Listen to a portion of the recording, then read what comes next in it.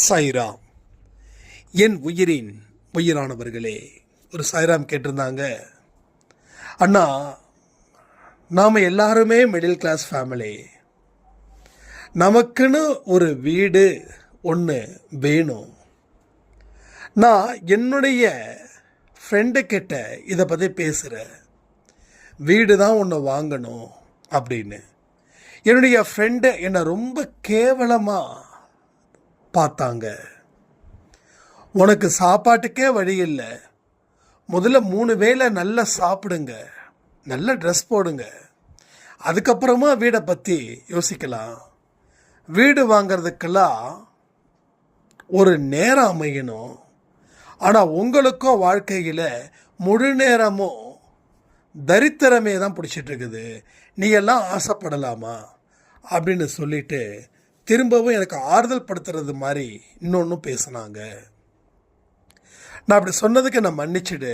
நீ வீடு வாங்கணும் அப்படின்னு நினச்சி ஆசைப்பட்டு அது நடக்காமல் போயிடுச்சுன்னா நீ ரொம்ப கஷ்டப்படுவ. அந்த கஷ்டத்தை பார்த்து என்னால் தாங்கிக்க முடியாது, அதனால தான் நான் அது மாதிரி சொன்னேன் அப்படின்னு சொல்லிட்டு, இவங்களுக்கும் அவங்களுக்கும் பொதுவான ஒருத்தவங்க இருப்பாங்கல்ல, அவங்க கிட்ட போயிட்டு இவங்க சொன்னாங்க, சோத்துக்கே வழி இல்லாமல் இருக்கா, புருஷனும் பெருசாக படிக்கலை, இவளும் சரியாக படிக்கலை, 2 குழந்தைங்களையும் கவர்மெண்ட் ஸ்கூலில் தான் சேர்த்து வச்சுருக்கா, ஆனால் இவரோட பேச்சு வீடு வாங்கணுமா அப்படின்ற மாதிரி ரொம்ப கேவலமாக ரொம்ப அநாகரிகமாக அந்த ஃப்ரெண்டுக்கிட்ட பேசி அந்த ஃப்ரெண்டு இவங்கக்கிட்ட பேசியிருக்காங்க. அப்போது இவங்களுக்கு ஒரு விதமான மன கஷ்டம், மன அழுத்தம். ஆனால் நாங்கள்லாம் வீடே வாங்கக்கூடாதா, நாங்கள்லாம் வீடு வாங்கினா அவ்வளவு பெரிய குற்றமா, ஏன் எங்களுக்கும் அந்த ஆசை வரவே கூடாதா அப்படின்னு. இது மாதிரி யாரெல்லாம் இந்த மனநிலையில் நீங்கள் இருக்கீங்களோ அத்தனை பேரும் கமெண்ட் பண்ணுங்க. ஆசைப்படுறது தப்பே இல்லை, சரியா? ஆசைப்படுறது தப்பே இல்லை. இங்கே ஆசைப்படுறத நம்ம நடக்கணும், அது விருப்பம் தானே உங்களுக்கு. யாருக்கெல்லாம் விருப்பம், யாருக்கெல்லாம் விருப்பம் இல்லை. இப்போ தனக்குன்னு ஒரு சொந்த வீடு வாங்க முடியுமா, வாங்க முடியாதா, கர்மா வழி வகுக்குமா, வழி வகுக்காதா, சாயப்பாவுடைய பதில் என்ன?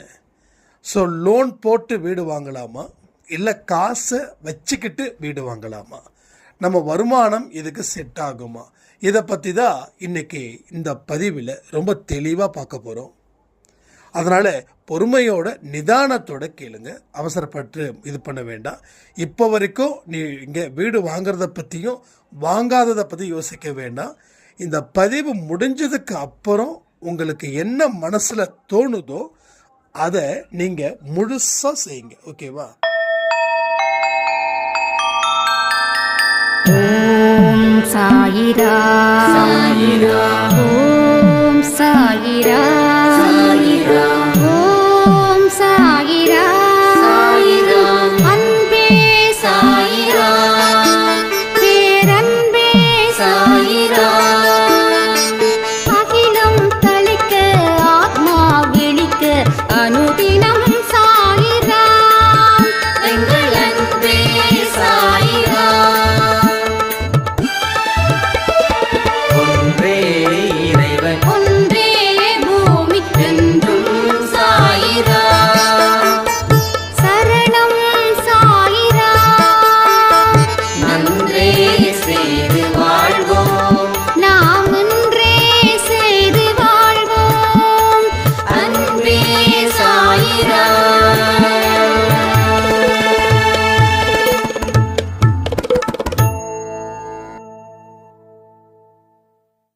என்னால் ஒரு விஷயம் தீவிரமாக சொல்ல முடியுது. இந்த பதிவை பார்க்குறவங்களுக்கு நிச்சயமாக வீடு அடுத்த 10 வருஷத்தில் உங்கள் கைக்கு வந்து சேரும். அது நீங்கள் கடனாக வாங்குறீங்களோ இல்லை ரொக்கமாக வாங்குறீங்களோ, ஆனால் நீங்கள் ஆசைப்பட்ட விஷயங்கள் 100க்கு 100 நடக்கும், நடந்தே தீரும். அதற்கு முன்னாடி பல விஷயங்கள் நீங்க செய்யணும். இந்த நாள் இன்றைய நொடியில இருந்து, இந்த நிமிடத்தில் இருந்து நீங்க வீடு வாங்கப்படுவது உறுதி. நீங்க வீடு வாங்க போவது உறுதி. இதை பற்றி ஒரு கனவை இன்னைக்கு நீங்க நிச்சயமாக கண்களை மூடி சாயப்பா முன்னாடி உட்கார்ந்து கனவு காண வேண்டும். உங்க கனவு எப்படி இருக்கணும் தெரியுமா? நீங்க எந்த மாதிரி வீடை வாங்க போறீங்க? அதாவது நான் இன்னைக்கு ஒரு 40,000 ரூபாய் சம்பாதிக்கிறேன் அப்படின்னா, நான் என்னுடைய ஆசை எவ்வளவா இருக்கணுன்றதை நான் தீர்மானிக்கணும். நான் 40,000 ரூபாய் சம்பாதிக்கிறேன், என்னால் 20,000 ரூபாய் சேர்த்து வச்சு வீடுக்கு தவணை முறையில் கட்ட முடியும் அப்படின்னா, நான் எவ்வளவு ஸ்கொயர் ஃபீட்டில் வாங்கணும்? ஒரு 1000 ஸ்கொயர் ஃபீட்குள்ள, இல்லை ஒரு 500-600 ஸ்கொயர் ஃபீட்குள்ள. அப்போ என்னுடைய கனவு அந்த அளவில் தான் இருக்கணும். அதை தாண்டி இருக்கவே கூடாது. புரிஞ்சுக்கணும். ஆசைப்படுறதுக்கு கூட தகுதி வேணும். நம்ம தகுதி என்னவோ அதை குறைச்சி மதிப்பிட வேண்டாம். அதுக்காக அந்த தகுதியை பெருசாக நினச்சிக்கவும் வேண்டாம். புரியுதா உங்களுக்கு? அப்போ என்னுடைய வருமானத்துக்கு ஏற்றது போல ஒரு 500ல் இருந்து 1000 ஸ்கொயர் ஃபீட்குள்ள தான் என்னால் வீடு வாங்க முடியும். ஓகே, இந்த அளவில் தான் நம்ம வீடு கட்ட போகிறோம், வீடு வாங்க போகிறோம், இல்லை வீடு கட்ட போகிறோம். ஒன்று கட்டின வீட்டை வாங்கிறது, வீடு வாங்கிறது, இல்லை இடத்த வாங்கி கட்டுறது, புதுசாக கட்ட போகிறோம். ஓகேவா? இது நல்லா முடிவு பண்ணிக்கோங்க. இப்போது உங்கள் வீட்டில் என்னென்ன இடத்துல எது எது இருக்கணும் அப்படின்றதையும் சாய்ப்பா முன்னாடி கண்களை மூடி இதெல்லாம் நீங்கள் செய்யணும். கண்களை மூடி காட்சியாக்குங்கள். சரியா? காட்சியாக்கணும். சாய்ப்பாவை எங்கே உட்கார வைக்கணும்? பூஜை ரூம் எங்கே இருக்கணும்? உங்கள் பசங்களோட பெட்ரூம் எப்படி இருக்கணும்? உங்கள் பசங்களுக்கு எந்த மாதிரியான வசதிகளை செஞ்சு கொடுக்கணும்? உங்கள் கிச்சன் ரூம், உங்கள் பாத்ரூம், வீட்டோட காம்பவுண்ட், அதனோட கலர் எல்லாவற்றையும் நீங்கள் உட்கார்ந்தது போல ஒரு காட்சியை படுத்துங்க. இது கனவு இல்லை, காட்சிப்படுத்துங்க. ஒரு 20 நிமிஷம் எடுத்துக்கோங்க. அந்த 20 நிமிஷத்தில் ஃபுல்லாக காட்சிப்படுத்துங்க. காட்சிப்படுத்துறதுக்கு அப்புறம் என்ன பண்ணணும் தெரியுமா? நீங்கள் காட்சிப்படுத்தின அத்தனையும் ஒரு நோட்டு வாங்கிக்கோங்க. அந்த நோட்டில் நீங்கள் என்னென்னலாம் பார்த்தீங்களோ அதை அழகாக அற்புதமாக எழுதி அதற்கு தகுந்தது போல ஒரு படத்தையும் வரைஞ்சிக்கோங்க. சரியா? நல்லா புரிஞ்சுக்கோங்க. இது எல்லாமே 100க்கு 100 உண்மை. இது நடந்தே தீரும்.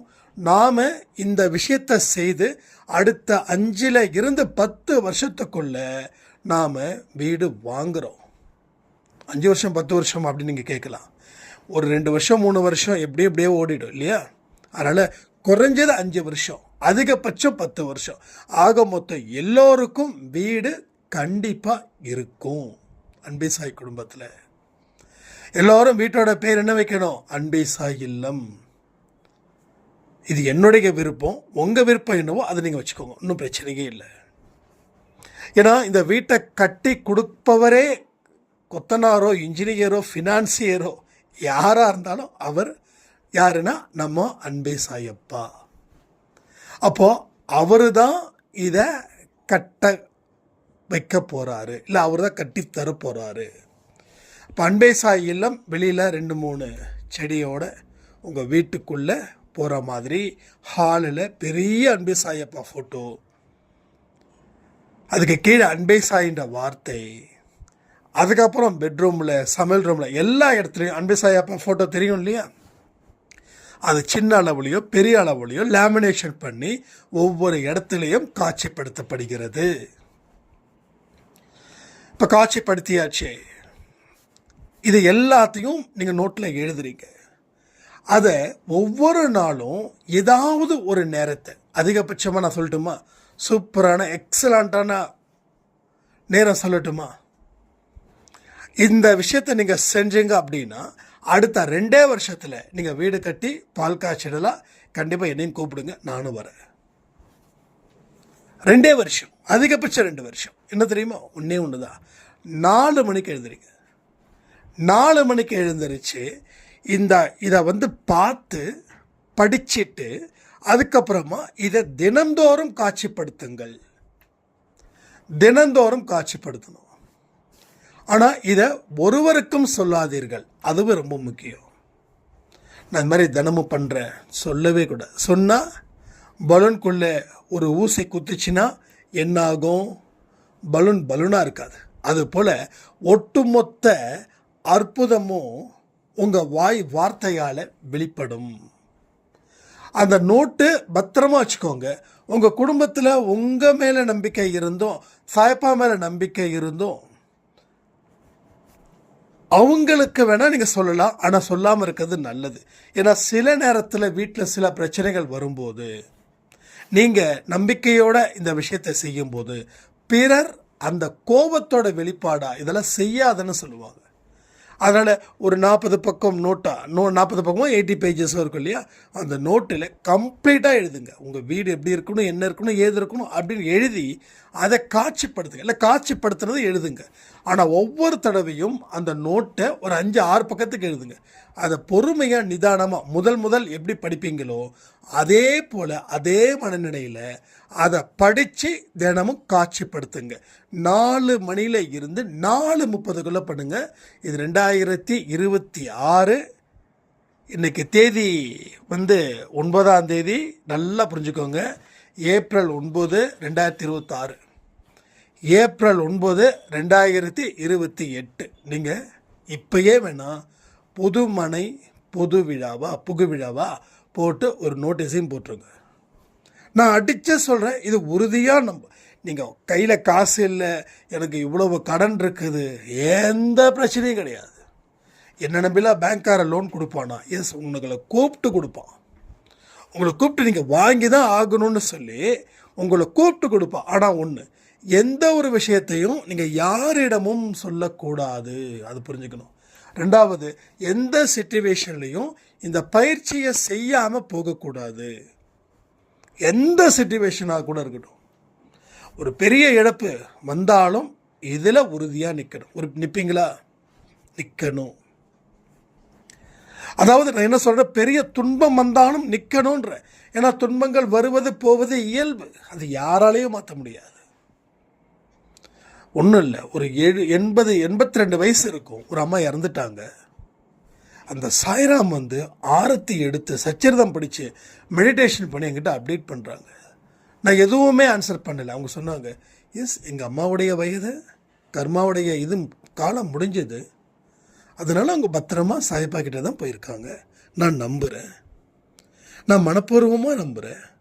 அவங்க சொன்ன ஒவ்வொரு வார்த்தைக்கும் என் கண்ணில் இருந்து கண்ணீர் வந்துக்கிட்டே இருந்தது. எவ்வளவு பெரிய ஒரு தெளிவான மனநிலை. எஸ், ஸோ துன்பங்கள் வரும், இழப்புகள் வரும். துன்பங்கள் மட்டும்தான் வருமா? ஏன் இன்பம் வராதா? இன்பமும் வரும். இன்பமும் இல்லை, இன்பம் வரும், துன்பமும் வரும்னு வேணா வச்சுக்கலாம். ஏன்னா இனி அன்பை செயல் அறுவடை பண்ணுறது எல்லாமே இன்பத்தை தானே. இன்பத்தை தான் அறுவடை பண்ண போகிறோம். ரைட்? ஓகே. இது ஸோ எவ்வளவு பெரிய விஷயமா இருந்தாலும் நீங்கள் அதுலேருந்து பின்வாங்கவே கூடாது. ஏன்னா இன்பமும் துன்பமும் எழுதி வைக்கப்பட்டது, அது வரும். ஆனால் பெயரளவுக்குத்தான் வரும். துன்பமாக இருக்கட்டும், இழப்புகளாக இருக்கட்டும். இன்றைக்கி கூட ஒரு சாய்ராம் ஒரு கல்லில் போய் இடிச்சுக்கிட்டாங்க. நான் இடிச்சுக்கிட்டு கோயிலுக்கு போகிற நேரத்தில் என்னோடய சுண்டு விரல் அடிபட்டு ரத்தம் வந்துடுச்சு. நான் என்னென்ன பண்ணுறது? ரத்தம் வந்துச்சு இல்லை, ஈரத்துணியை நினச்சிக்கிட்டு கோயிலுக்கு போயிட்டு வாங்கன்னு. கோயிலுக்கு போயிட்டு வந்துட்டேன்னா என்னமோ தெரியல, நான் போகும்போது தடங்களாக இருந்த மாதிரி இருந்தது. இப்போது எனக்கு எந்த பிரச்சனையும் இல்லைன்னா, எஸ், உனக்கு இந்த நேரத்தில் உன் உடம்புல இருந்து ஒரு சொட்டு ரத்தமாவது வரணுன்றது கணக்கு ஒன்று இருக்குது. அந்த கணக்கு நிறைவேறிடுச்சு. ஒருவேளை நீ கடவுளை வணங்கலை, இல்லைன்னா மோசமான மனுஷனாக இருந்த அப்படின்னா, சுண்டு விரலில் பட்ட காயம் தலையில் பட்டு 6 மாதம் பெட் ரெஸ்ட் ஆகிருப்போம். அப்போ எல்லாமே ஒரு காரியத்துக்காக தான் நடக்குது. அதை அனுமதிச்சிட்டா நம்ம வாழ்க்கை சந்தோஷத்தை கொடுக்கும். அதை அனுமதிக்கலை அப்படின்னா வாழ்க்கை நரகத்தை கொடுக்கும். அதனால் எந்த சிச்சுவேஷனாக இருந்தாலும் சரி, ஒருவேளை உடம்பு முடியல, நான் எழுந்திருக்க முடியல, ஒன்றும் பிரச்சனையே இல்லை. அந்த நோட்டில் எழுதின வார்த்தைகளை வாசிச்சிடுங்க, படுத்துக்கிட்டே எம்ஜிஆர் எப்படி படுத்துக்கிட்டே ஜெயிச்சார் இல்லை, அது போல் படுத்துக்கிட்டே அதை வாசிச்சிடுங்க, கண்களை மூடுங்க, காட்சி படுத்துங்க, கடவுளுக்கு நன்றி சொல்லுங்கள், உங்கள் வேலையை நீங்கள் பாருங்கள். ஆனால் டைமிங் ஃபிக்ஸடாக இருக்கட்டும். ஒரு 4 to 4:30 okay you can it. ஒரு 4:35 ஓகே நோ ப்ராப்ளம். 5 to 6 என்ன 4 to 5 4:30 அப்படின்னா 2 வருஷத்தில் வீடு வாங்கலாம். 5 மணினா 4 வருஷம் கழிச்சு வீடு வாங்கலாம். 6 மணினா 6 வருஷம் கழிச்சு வீடு வாங்கலாம். 8 மணினா 8 வருஷம் கழிச்சு வீடு வாங்கலாம். 10 மணினா 10 வருஷம் கழிச்சு வீடு வாங்கலாம். அவ்வளோதான், வேறு ஒன்றுமே இல்லை. எந்த அளவுக்கு படிக்கிறோமோ அந்த அளவுக்கு மார்க்கு. புக்கை ஃபுல்லாக படித்தா 100 மார்க்கு, இல்லை ஒரு சப்ஜெக்ட்டுக்கு ஒரு கேள்வி படித்தா 35 மார்க்கு. உங்கள் இஷ்டம், உங்கள் இஷ்டம், உங்கள் கஷ்டம், உங்கள் நஷ்டம், உங்கள் லாபம். இது கடவுளுக்கும் இல்லை அன்பே சாய்க்கும் இடமே இல்லை. நீங்கள் எவ்வளவு முயற்சி பண்ணுறீங்களோ அதை பொறுத்து இங்கே எல்லாமே அற்புதமாக நடக்குது, அவ்வளோதான். ஸோ அதிசயிக்கப்பட்ட உண்மை, நிச்சயிக்கப்பட்ட உண்மை. எஸ், நானும் வீடு வாங்க போகிறேன். ஏன்னா நானும் இதை எக்ஸ்பெரிமெண்ட் பண்ணணும் இல்லை. ஸோ நானும் வீடு வாங்க போகிறேன். நம்ம எல்லாருமே வீடு வாங்குவோம். அன்பே சாய் குடும்பம், அன்பே சாய் இல்லம்னு சொல்லி சந்தோஷப்படுத்துவோம். ஏன்னா கடவுளால் கொடுக்கப்பட்டது, கடவுளுடைய பெயரை சொல்வது தானே மகிமை, அதானே நன்றி, அதானே விசுவாசம், டெடிகேஷன். ஸோ அப்படி நாம் செய்வோம். ஓகே, இந்த பொசிஷன் வச்சுக்கோங்க. அடுத்து செகண்ட் பொசிஷன் என்ன தெரியுமா? நீங்கள் செய்யக்கூடிய உதவிகள், தானம், தர்மங்கள் எந்த இடத்துலையும் எப்பொழுதும் நிற்காமல் செய்ய வேண்டும். யாருக்காவது ஒரு ப்ராப்ளம் அப்படின்னா அந்த ப்ராப்ளத்தை சால்வ் பண்ணுறதுக்கு உங்களால் போதிய முயற்சிகளும் போதிய உழைப்புகளையும் நீங்கள் கொடுக்க வேண்டும். உடல் ரீதியாகவோ இல்லை பொருள் ரீதியாகவோ, இல்லை உடலாலையும் பொருளாலையும் என்னால் கொடுக்க முடியலன்னா எஸ், மன ரீதியாக உதவிகள் செய்யுங்கள். மன ரீதியான என்னப்பா? நல்ல வார்த்தைகள், இல்லை பிரார்த்தனைகள். இந்த 2ல் ஏதோ ஒன்றோ இல்லை 2மா சேர்ந்தோ செய்யுங்க. இங்கே நிறைய அம்மாக்கள் பிரார்த்தனை பண்ணுறாங்க தெரியுமா? நான் சொல்லவா நேமு?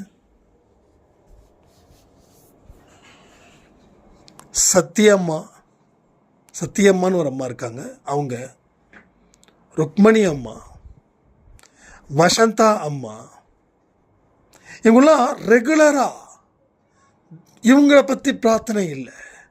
இவங்கெல்லாம் 60 தாண்டினவங்க, 70 தாண்டினவங்க. அண்டு பானுமதி அம்மா, இது மாதிரி நிறைய ரெகுலராக பிரார்த்தனை பண்ணுறாங்க. ரெகுலராக அவங்களுக்காக பண்ணாமல் பிறருக்காக பண்ணுறாங்க. இந்த இடத்துல இதுவும் உங்களுக்கு தேவை. ஸோ ஒன்று சொல்கிறேன், உடல் ரீதியாக உழைப்பின் மூலமாக உதவி செய், பொருளின் மூலமாக உதவி செய். பணமோ பொருளோ ஏதோ ஒன்று கொடுத்த. உடலாலையும் நல முடியல, பொருளாலையும் நல முடியல, எஸ், மன ரீதியாக பிரார்த்தனை. சாய்பா, எத்தனையோ பேர் வீடு கட்டணும்னு நினைக்கிறாங்களே, அவங்களுடைய எண்ணம் நிறைவேறணும் அப்படின்னு நீங்கள் பிரார்த்தனை பொதுவாக பண்ணுங்க. அது யாருக்கு போய் சேரணுமோ அவங்கவுங்களுக்கு கடவுள் எடுத்துகிட்டு போய் சேர வச்சுருவார்.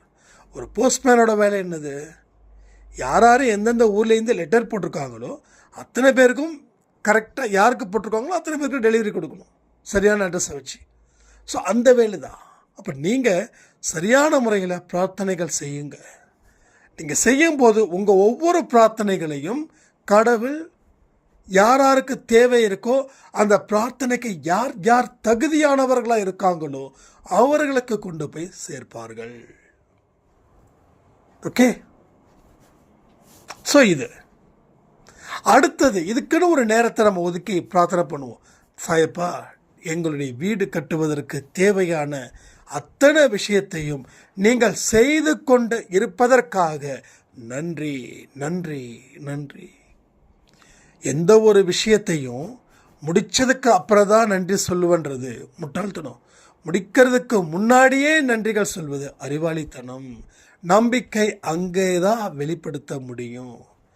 நான் செய்யாமலே என்னுடைய குழந்தைங்க இவ்வளவு ஒரு அற்புதத்தை அவர்கள் நம்புகிறாங்களே அப்படின்னு கடவுள் நினைக்க நினைக்க உங்கள் வாழ்க்கையில் பலம் அதிகரித்து கொண்டே இருக்கிறது. ஸோ பலம் இருந்தால் வாழ முடியும், பலகீனமாக இருந்தால் வாழ முடியாது. ஸோ பலகீனமான மனிதர்கள் தான் கடவுள் எனக்கு கொடுக்கட்டும், அதற்கு அப்புறமா நான் ஷிரடி போகிறேன், கடவுள் எனக்கு கொடுக்கட்டும், அதுக்கப்புறமா நான் வேளாங்கண்ணி போகிறேன், கடவுள் எனக்கு கொடுக்கட்டும், அதுக்கப்புறமா திருப்பதி ஏழுமலையானை தரிசிக்கிறேன். ஸோ இந்த மாதிரி இருக்கிறவங்க பலகீனமானவர்கள். பலமானவர்கள், பா கொடுத்துட்டாருப்பா, கேட்டோம் அவர் கொடுக்காம இருப்பாரா? கேட்டோம் அவர் கொடுக்காம இருப்பாரா? அந்த ஒரு தாட் ஆஃப் ப்ராசஸிங்கில் நீங்கள் போகும்போது அவர் உங்களுக்காக அங்கே எல்லா ப்ராசஸிங்கும் செஞ்சுக்கிட்டு இருப்பார். ஸோ நீங்கள் தாட் ஆஃப் ப்ராசஸிங்கில் பண்ணிங்கன்னா அவர் ஆக்ஷன் ஆஃப் ப்ராசஸிங்கில் அவர் வழி நடத்துவார். அதை விட்டுட்டு சும்மா அந்த கதை இந்த கதை, அந்த அரசியல் கட்சி தலைவர் வந்தார், இந்த அரசியல் கட்சி தலைவர் வந்தார், அதை சொன்னார், இதை சொன்னார், இதெல்லாம் தேவைதான். எனக்கே சில இடத்துல அன்பே சாய் ஃபேமிலியில் சில பேர் ஸ்டேட்டஸ் பார்த்தீங்கன்னா சில அரசியல் கட்சி தலைவர்களை எதுக்கு ஏன் திணிக்கணும்? திணிக்க வேண்டிய அவசியமே இல்லை. நாம் எதுக்கு வந்தோம், என்ன பண்ணுறோம், என்ன செய்கிறோம், அவ்வளோதான். அரசியல் தெரிஞ்சுக்கோங்க, ஆனால் நீங்கள் வைக்கக்கூடிய ஸ்டேட்டஸ் அடுத்தவங்களை இன்ஃப்ளூயன்ஸ் பண்ண வேண்டாம். எனக்குமே ஒரு சில அரசியல் கட்சி தலைவர் பிடிக்கும், நான் எனக்கு இன்ஃப்ளூயன்ஸ் பண்ணியிருக்கேன்னா இது என்னுடைய ஒரு பர்சனல் ஒப்பீனியன். அது நீங்கள் எடுத்துக்காததும் உங்களுடைய தனிப்பட்ட விஷயங்கள்.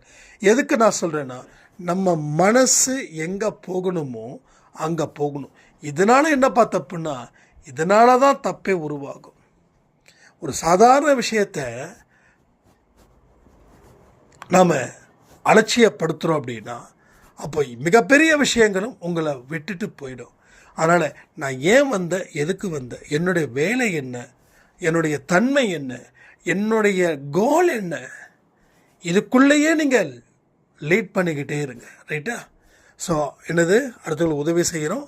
வீடு கட்டுவதற்கு ஒரு நேரத்தை நாம் கொடுக்குறோம். அது எந்த நேரம் தெரியுமா? தினந்தோறும் இரவு 8 மணிக்கு. அந்த 8 மணிக்கு அன்பே சாய் ஆடியோ பதிவை கேட்குறதுக்கு முன்னாடி ஷார்ப்பாக 8 மணிக்கு நீங்கள் எங்கே இருந்தாலும் வீடு கட்டுவதற்கு அதற்கு உண்டான ஆயத்த பணிகளை எனக்காக செய்து கொண்டிருக்கக்கூடிய என் சாயப்பாவிற்கு கோடான கோடி நன்றிகள். இதெல்லாம் கமெண்ட் பண்ணுங்கள். இன்னும் நிறைய பேருக்கு சில பேருக்கு ஆடியோ கேட்க நேரம் இல்லை, கமெண்ட் படிக்க நேரம் இருக்கும். ஸோ பரவாயில்ல, நான் சொல்லக்கூடிய எல்லா விஷயத்தையும் நீங்கள் கமெண்ட் செக்ஷனில் கமெண்ட் பண்ணும்போது இன்னும் பெரிய அளவில் அவங்களுக்கு ரீச் ஆகட்டுமே. ஸோ இதை நடக்கும்னு நினைக்கிறீங்களா, நடக்காதுன்னு நினைக்கிறீங்களா? கமெண்ட் பண்ணுங்கள். இது நடக்குமா நடக்காதா? இந்த மாதிரி விஷயத்தை நாம் மன உறுதியோட வேறு எந்த இடத்துலையும் மனசை அலைப்பாய விடாமல் நாம் ஒரு காரியத்தில் நின்று அதை சரி பண்ணால் நடக்குமா நடக்காதா? உங்களுக்கு எந்த சந்தேகமாக இருந்தாலும் கேள்வி கேளுங்க. உங்களுக்கு சாய் 365 கேள்வி பதில் அதுக்காக தான் ஓப்பன் பண்ணியிருக்கிறது. நேற்று 2 பேர் கேள்வி கேட்டாங்க, அது ஆஸ்யூஷுவல் கேள்வியாக தான் இருக்குது, அதனால தான் அதுக்கு நான் பதில் சொல்லலை. ஸோ வித்தியாசமான கேள்விகளுக்கு மட்டும்தான் இங்கே அன்பேஸ் அந்த சாய் 365 பப்ளிஷ் பண்ண முடியும். ஸோ நல்லா புரிஞ்சுக்கோங்க, உங்கள் வாழ்க்கையில் நீங்கள் வீடு கட்டுவதுன்றது உறுதியாகிடுச்சு. ஸோ என்ன செய்யணும், நீங்கள் நான் சொன்னது போல் மறுபடியும் ஒரு தடவை ரிப்பீட் பண்ணுங்கள். சாய் 365 நான் எந்த மாதிரியான வார்த்தைகளை சொல்லணும் அப்படின்னு நான் அதில் போஸ்ட் பண்ணுறேன். இன்றைக்கி அந்த போஸ்ட் உங்களுக்கு கரெக்டாக 4 to 6 வரும். ஒருவேளை இன்றைக்கி வரலன்னா நாளைக்கு வரும். முடிஞ்ச அளவுக்கு நான் இன்றைக்கி பண்ணிடுறேன். ஓகேங்களா? இன்றைக்கி அதில் நீங்கள் பார்க்க தவறிட்டீங்கன்னா இதில் நான் சொன்னது போல் இன்றைக்கே ஒரு நோட்டை எடுங்க, பேனாவை எடுங்க, எழுதுங்க. முதல்ல காட்சிப்படுத்துங்க, அதுக்கப்புறமா எழுதுங்க. அதில் சரியான முறையில் எழுதிக்கோங்க. நமக்கு எந்த ரூபாயில் வீடு வாங்க முடியுமோ அதற்கு தகுந்த மாதிரியான இடத்த வாங்குவது போலவும் அதற்கு தகுந்தமான கட்டிடங்களை கட்டுவது போலவும் நினைத்து இருங்கள். ஸோ வாழ்க்கையில் உங்களுக்கு எல்லா வளத்தையும் சாயப்பா நிச்சயமாக கொடுப்பார்னு சொல்லி இந்த பதிவை நான் முடிக்கிறேன். ஜெய் சாய்ராம். ஓம் சாயிரா. சாயிரா.